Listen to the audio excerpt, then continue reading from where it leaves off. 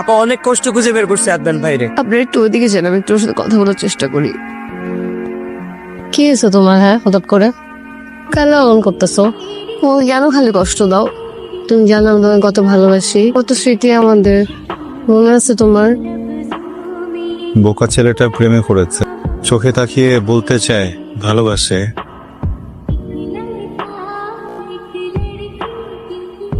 সালাম করো বাংলা নবাবকে উঠে। কিরে মির্জাফর, দেখো কেমন করতেছো, ঠিক হবে না বাবা।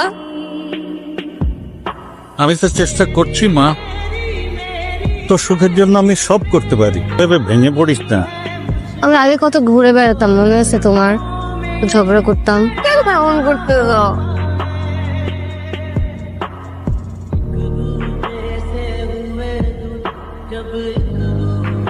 শোন মা, ও যখন পালিয়েছে ওকে খুঁজে বের করা যাবে, কিন্তু আমি চাই না যে তুই ওকে খুঁজে বের কর।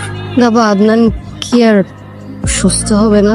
ডাক্তার তো তাই বলেছে, ও সুস্থ হবে না। আর আমি আমি আদনানের কথা আর শুনতে চাই না। তোর সাথে তোর বিয়ে দিতেই চেয়েছিলাম, তুই ওর কথা মাথা থেকে ফেলে দে।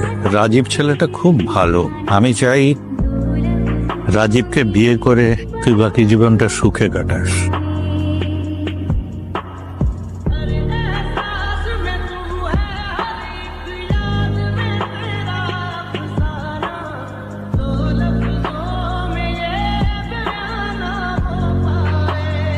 একটা আদরকে একটা আমার আসলে দুটো মা, মায়ের চিকিৎসার কাছে হার মেনে গেল একটা সময়।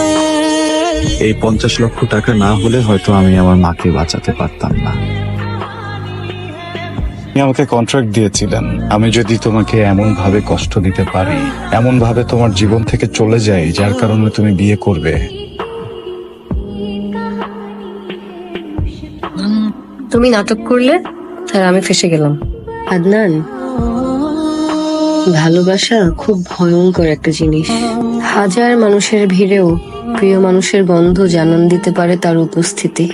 সেখানে তুমি কিভাবে ভাবলে আমার চোখের সামনে দাঁড়িয়ে পাগলের অভিনয় করে যাবে সেটা টের পাবো না? টের পেয়ে গেছিলাম আদনান, কিছু বলিনি, কারণ এমনটা করার কারণ জানার দরকার ছিল আমার।